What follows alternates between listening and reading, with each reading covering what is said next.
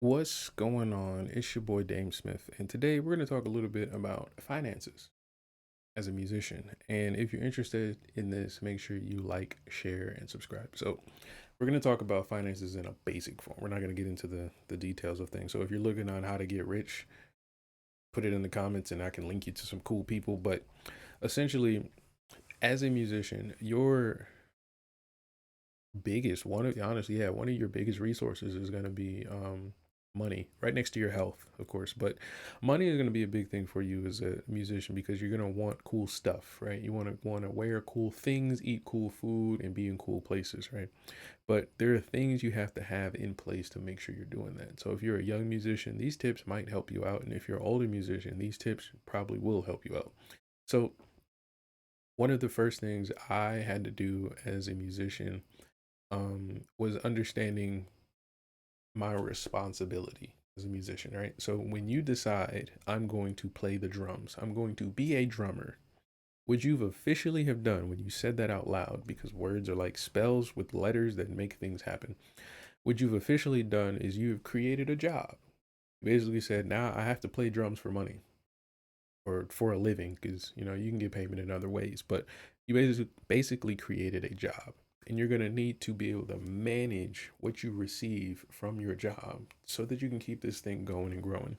So let's say as a drummer you want to play at church or something like that, right? So the first thing you need to do is you need to invest in yourself because no church is going to hire a drummer that sucks. And so the first thing you're going to have to learn is how to get money. And so, if you need to learn how to do that, the best way to do it is just to apply for a job. The reason that works, and the reason most people are going to tell you this, is because there's certain skills you need to have that allow for you as a drummer to be successful in the business of music. And so, let me give you two examples. One example would be, you ever seen a musician who's like really, really successful and they're like on TV and they got like all the fast cars and stuff and all the women, or if they're a girl, they got all the boyfriends and stuff like that. And then the following year, they just like are broke, sick, and then everybody hates them and they don't do nothing about their bills and their house is getting um, foreclosed and things like that. You ever seen that before? What that is they're lacking the soft skills needed to maintain their finances. And these soft skills are pretty much embedded in keeping a job. So if you have any job, like any basic job where you actually like and want to keep it, these soft skills will just get better and better and better. Let's say over like uh a year, maybe 2 years if you stick to it, right? And what are some of these soft skills? One of these soft skills will be attendance and punctuality. Being on time for work or early for work so that way you can get right to work is going to be key. Now, let me give you an example why punctuality is important. If I book you for the studio at 4 o'clock and we're going to start recording at 4:30, if you show up at 4:05 and it takes you 15 minutes to get your drum set ready and we're starting to play at 4:30, it's now 4:20, 10 minutes before we record. Do you think there would be any type of problems that will come into that? And so, to alleviate that, to make better business, you should come early. Get your drum set up early. Maybe we can do some extra checks, extra sound checks, or things like that, and make sure any mistakes we might run into on the engineer side or even on our side can be avoided. And things like that, you'll realize it as you're more and more engulfed in working. But again, this is with somebody who has zero talent on the drums. Like, you just want to play the drums, right? And the next skill is going to be attendance. Being consistent in terms of showing up is going to be key. Now, that doesn't necessarily mean like showing up when you need to, it means showing up when you have to. So, if you're playing at a show for church and maybe you're, sad because mom yelled at you that morning, that doesn't mean you miss notes and you start playing slowly off tempo. No, no, no, no, no. You're supposed to perform at 100% all the time, right? And so you'll learn that as you work a job more because you're supposed to perform at a consistent level. And so these soft skills are going to be super, super key to help you really, really manage your finances and things like that. Because now you'll be able to see, okay, if I want to maintain a lifestyle of like after my shows, I want to go out and eat Panda Express. Well, it costs me about $12 to order Panda Express, right? But that's every show. So I got to make sure through consistency that I make that $12, right? And so you'll be able to place systems in certain areas that'll help you manage your finances. The next thing is going to be you're going to want to invest in your equipment. So if you're going to try to get the job at the church, then you're going to have to invest in some sticks. You're going to have to invest in probably a whole drum set if your church doesn't have one, but at least, pieces, if not to play at least a three-piece set, like a kick drum, a snare, and a hi-hat, at least. But this may be a little too expensive coming out the gate. So you're going to have to invest in either renting, or you can find some churches that have drum sets that are willing to let you play on theirs. But the key thing is, remember, you created this job. So you want to be the source of everything. So if you can have your own drum set that you can bring, carry, and transport safely, then this will make, getting the job a lot easier, but also doing a great job a lot easier. Another thing too, you're going to want to invest in your skills. So just like any other job, if you wanted to get good at it, you would have to get training. So don't be afraid to get music lessons, like official music lessons, not like your uncle teaching you a song. Like go to a school, a music and arts, or a guitar center or somewhere, and actually get scheduled lessons. And going back to your consistency with attendance and punctuality, use the same concepts. Show up to all your lessons, bring questions, and if you have a teacher that's willing to let you kind of create your curriculum, use your business. Like literally use your business. Like ask your teacher, like, all right, I want to make a song that does, I don't know, X, Y, and Z. Like I want to make a song that uses blues, but I want to use my electric guitar. How do I get that done? And then y'all can kind of explore what options you have. Your teacher, when it comes to that, is kind of like your mentor or your consultant for your music business or your music talent, not your business, but your talent. And that's the person you want to trust with your ideas, and you want to trust with your creativity, because they're going to be the ones to help you pull it off. And if they can't, they should be the ones to help you find someone who can help you pull it off. Like maybe they know a studio or another teacher or professor that can help you learn what you need to learn. And investing in them is going to be good if they're willing to invest in you. So like for me, I was fortunate enough to be able to go to college and have like two or three, maybe four, five, six teachers, to glean off of, especially with all the resources that they had at the university. So take advantage of those opportunities. Now, again, this is all for you to just work a job. You're not even like a successful, dope musician. You're at the starting point of beginning the rest of your life at that point. So you've learned how to invest in your soft skills. You've learned how to invest in your equipment, and you've learned how to invest in your skills and your mindset. After that, it's pretty much learning business as a whole. So now you can play whatever you want, learn from your teacher. You can play on whatever you want. So pick your instrument, and you're going to have to nurture those soft skills and get really good at them. But if you really want to crush the church drumming gig, then you're gonna want to get good at general business. Like you want to be good with people in relationships. You want to be good at um, understanding sales and things like that. These are going to be key for you to understand all these characteristics, because once you get the gig and once the church starts paying you and the money's in your hand, you can do whatever you want with it. And the last thing you want to do is whatever stupid thing your lack of character will wind up doing with the money. So now that you've got the gig and you started getting money, just reiterate the same principles that you've learned. Or maybe your culture has certain money principles that you should be following. A lot of parents have money principles that they instill too. Ask your parents first. But some of the things that I learned was that you want to be able to invest in those same areas consistently. And you want to be able to kind of like not think about it and automate it. So if you can find ways to, um, whenever you're getting money from a direct deposit, or if you're cashing in a check, that whatever bills you need to be paying gets automatically paid. Like if it comes at a certain date, the money's in there before that date, And then when the day comes, it just comes out your check. You don't even have to think, you don't have to stress.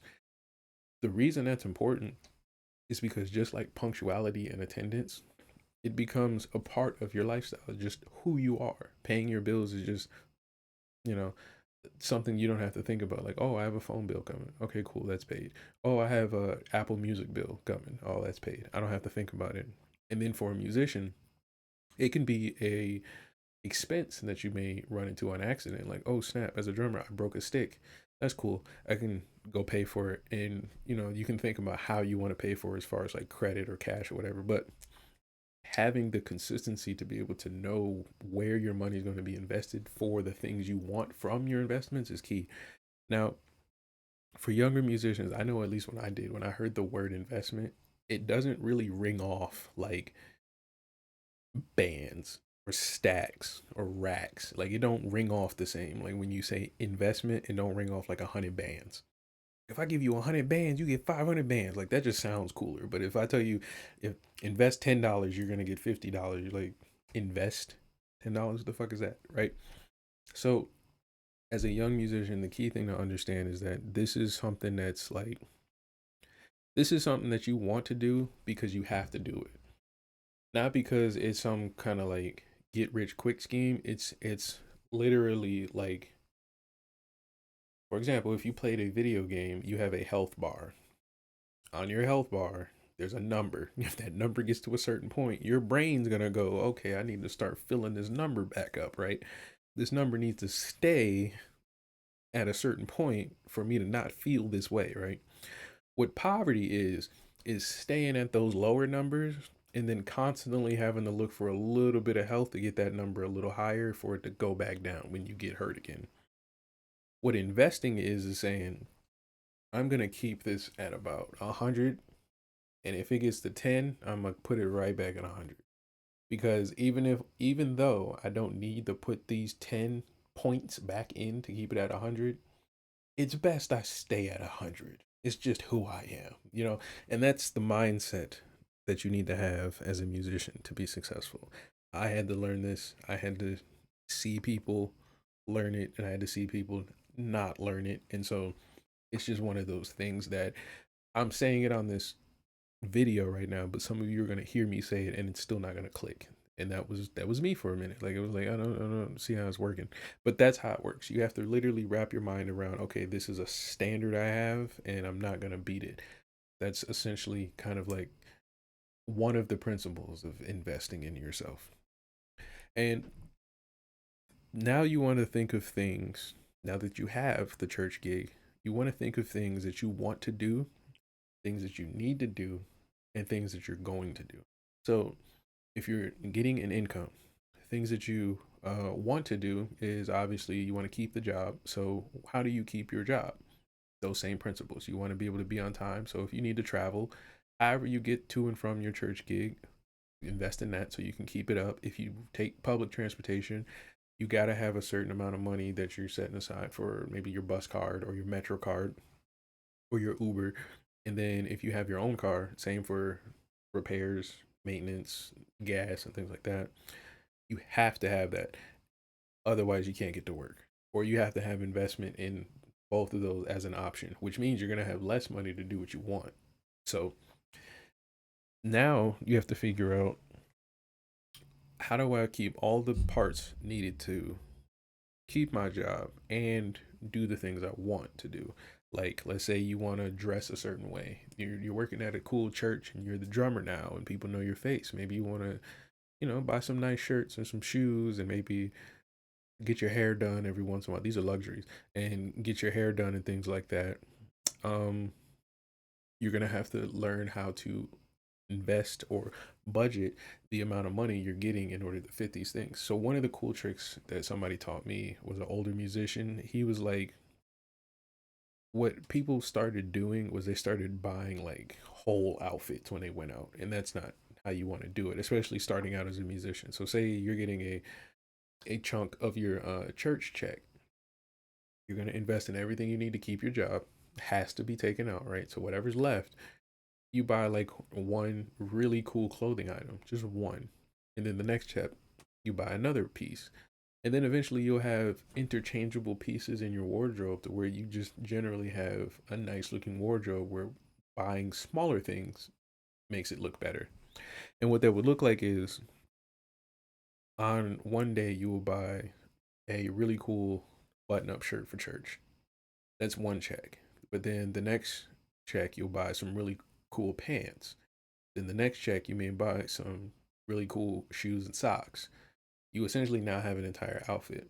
So now you don't have to think about I need a shirt. Now you can buy a variety of shirts or a variety of pants. And then if you later on have more disposable income, you can think about maybe a blazer, vests and hats, and maybe you want to buy some jewelry, some wrist cuffs and things like that. That's where you see those musicians that are walking into the church and they look fresh to death. Those people have invested in their look. They've invested in their career and everything they got going for them. So, and then the next thing you want to really focus on is going to be, well, now that you've done all the investing as far as getting the job, you've understand what it takes to keep it. The thing you want your money to do as far as what you're going to be doing in the future is where you want to be placing any other money. You want to map out every single penny of all the money you're making. The idea that there's like um fun money or just play money is a real thing, but it's confused a lot of times with just having unsupervised money. So when we think about things we want to do, again, I was talking about buying clothes, but like if you want to do something like travel, or maybe you don't want to work for like a year, like you just want to say, look, I'm a musician, man. I sold my albums. I just want to stop working for a year and then I'll pick it back up. If you really want to do that, you're going to have to invest in that in terms of everything. Like you're going to have to consider the cost of every little piece of your life that your income is paying for, and whether or not you can cover all that, including the mistakes that might come into play or life events. And so many musicians, they're gonna have to really figure out, okay, what am I doing now that I have the church gig, now that I have the nice clothes and I'm getting the money? Why am I doing this? What am I going to be doing it for?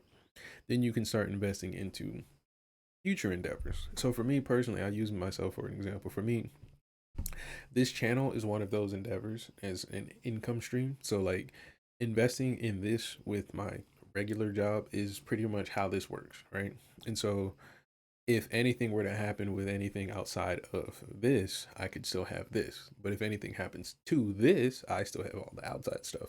And so now, instead of thinking like, okay, I am this person, I am the church drummer guy, gig guy, you can now explore options in your skill set.